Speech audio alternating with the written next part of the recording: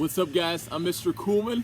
I teach the freshman religion. I was going to teach sophomores in the spring, but I got switched at the last second, so I was looking forward to having you. But maybe next year. Who knows? Maybe juniors next year. But guys, we got the sophomore retreat going on, and I know it's a little different, so hopefully we can still walk with you and help you out during these couple days we're doing this. And I'm just going to jump in because I only have 10 minutes to talk, so I talk a lot. So guys, this video is about love. Love, that's right, you came in the right place. Now, guys, love, quick like backstory. So like when I was in high school, first of all, I don't really like Valentine's Day that much, because when I was in high school, I had this girlfriend that she was awesome, and she like decorated my locker and had this beautiful, all this chocolate and stuff for me on Valentine's Day. And I get to school, and remember, and I played basketball in high school. I loved basketball, that was like my life. And I get to school that day, and I completely forgot it was Valentine's Day. Horrible. Girls, boys, if you have like a boyfriend or girlfriend, never forget it's Valentine's Day. So I get to school, my locker's all decorated. I was like, what's going on? Like, why is my locker, what's going on? It's not my birthday. And then she's there with like all these chocolates and everything, just smiling. I just look at her like, oh my gosh, it's Valentine's Day. I'll never forget the look on her face. She's like, so much disappointment. But anyways, I still like feel so bad about that, but it was okay. She forgave me, and she's doing great now and everything. But anyways, so just a story to let you know, hey, we all make mistakes when it comes to relationships and love and all that stuff. So it's okay. So yes, today I want to talk about something that, you know, it's not going to be like a sex talk. It's not like what to do in relationships talk. It's just to get a quick talk about what love is and why we're so fascinated by it. You know, what gives us the direction to know, like, this is true love, right? Because that's a question we're all struggling with. What is love? You know, we're fascinated by it. I mean, the songs we listen to, if you actually just listen to the words, probably over half of them are about falling in love, or like wanting someone to love, or just like a love that broke your heart in the past, right? And when you watch a movie, like half the movies out there, I mean, they're about, you know, the romance movies. I mean, I love a good rom-com. I love a good love story. But yeah, it's all about love, and like, because that's what our hearts are longing for. We just long to be loved. And that's, you know, deep down, we know that, like, that's why God made us. He made us out of love, this free act of God that created us, this gift of love that He didn't have to make us, but He chose to because He wanted to share His life with us. That's what love is, to want to give of yourself to the other. That's why we even exist, because it's an act of love from God. And we're made for love. So our whole life, guys, if you boil life down to like one line, it's to learn how to love as God loves. It's to learn to love so that we can share in His life in heaven and live in His love forever. Because that's what our hearts desire. Deep down, every choice we make, we just want to love and be loved. And sometimes we don't make the right choice. We don't go down the right path of what true love is, not just relationships, but in everything we do, of what love looks like and how we can live that out. Now, one quick thing. So, we're talking a little bit about history. You know, I know sophomores are studying church history a little bit. So in the 60s and 70s, something I'm sure you all know, it's something called the sexual revolution. So in the U.S., we kind of like led the way, and it kind of spread throughout Europe and a lot of the world. And it was really this shift away from love and sex and sexuality reserved for marriage between a husband and a wife, to grow in their love for one another, to have children. And it was a shift from that to moving sexuality outside of marriage and becoming more of this recreational activity, more of this thing where, hey, if it feels good, do it. You know, like if you have fun doing it, do it. You know, it's like this sense of, you know, our bodies, you can use them however you want, as long as it feels good, as long as you're not really hurting anyone, you know? So that's what the sexual revolution kind of pushed forth, was a shift away from sex being in marriage to it being something more recreational, something just to do because it feels good, and less, there's no commitment with it. It's just something two people can do together. Now, that being said, around that same time, so this is going on. So a lot of confusion about what love is, how do we express love with our bodies, right? Because our body, soul is united. We can't what we do with our bodies matters, because we are our bodies, right? Our body and soul are united, and God made us that way, to love using our bodies. Now, even from a hug to a handshake to a kiss to like punching someone in the face, we express something by the way we use our bodies. Second thing, around that time in the 70s, late 70s, around 1978 to be exact, St. John Paul II, he became Pope. Now, I'm sure a lot of you have heard his name, and you're like, oh yeah, that was the Pope, you know, for the last 40 years ago, 50 years ago, 1978. But St. John Paul II, so he grew up in Poland, in the 1920s. And if you don't know anything about that time, what was going on in Poland and Germany, all that Western Europe, Eastern Europe, was Nazism. Was the Germans, the Nazis, were taking over before World War II, and they were spreading these atheistic ideologies throughout that area.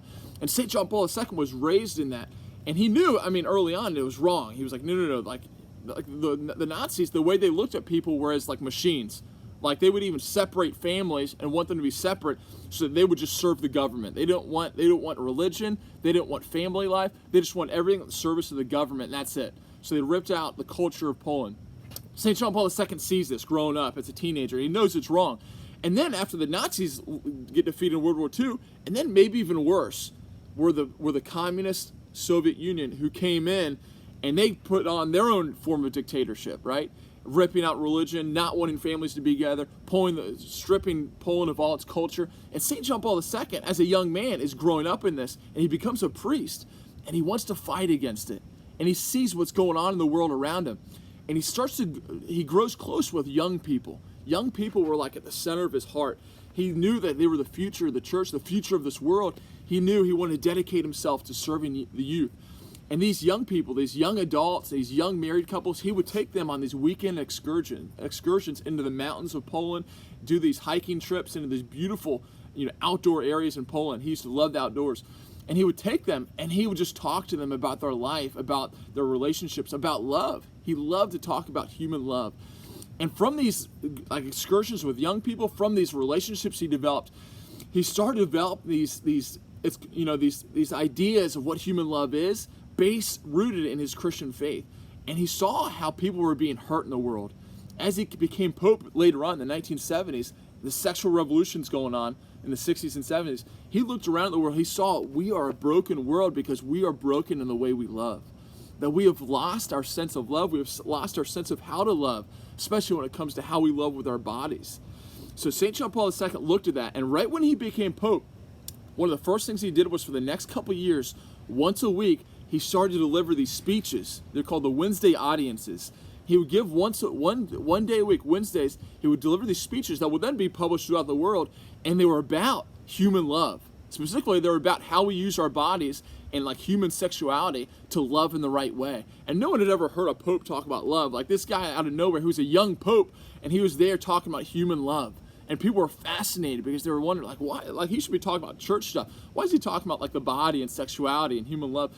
But he brought in some beautiful insights that are now called theology of the body. We don't have enough time to go into what theology of the body is, but we could do, like, a whole session, a whole class, a whole, like, semester on what theology of the body is and why it's so important, how it shows us how to love.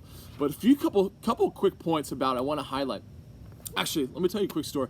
When I was in college, so I had different groups of friends, and I went to one friend's apartment one Sunday morning. We were going to go to church, go to mass, and he had a roommate that didn't have the same values as us. I'll never forget, I was in the living room. It was around 8 a.m. It was early on a Sunday. In college, that's really early. Everyone sleeps in. But I'll never forget, this girl comes out of his roommate's room. A girl I'd never really seen before. I'd seen her on campus, but I didn't know her. And she walked out. She wasn't his girlfriend, and she had spent the night there. And she walked out. I'll never forget her face as she walked past me in the living room. She didn't say a word. She didn't look up. And I tried to make eye contact with her just to say good morning. And I'll never forget the look of brokenness and shame and just like this feeling of heartbreak. And just thinking about her now chokes me up. Just thinking about this girl, how she spent the night there, I'm sure going into it, hoping for love, looking for what her heart desired. And that next morning, that Sunday morning, her walking away just heartbroken, realized that she accepted something that wasn't love, this substitute for love. And as she walked out, I'll never forget her face. And that her look has always stayed with me, of just like this symbol of just like how our idea of love is broken, how we need that redeemed, how we need to remember what love is and how we're called to love. And guys, so often in our lives, that's an extreme example, but so often we accept these substitutes for love, these false notions of love in our life. They could be something like being used. Like, it's okay that I'm used. I don't need to be respected. I'm not worth that much anyway. These false ideas of love. Or the other extreme of, as long as it feels good, as long as I'm not hurt anybody, it's okay. But so many people in the world, you look out in the world and so many people are broken, so many people are hurting because we're loving the wrong way, especially when it comes to human relationships and the way we use our bodies. And that's what St. John Paul II brought forth of, man, like, hey, like, what you were doing as a world's not working. We look at the divorce rate. We look at how many broken hearts there are out there. And I think back to that girl's face walking out of the apartment building that Sunday morning and how we needed love redeemed. And what is love?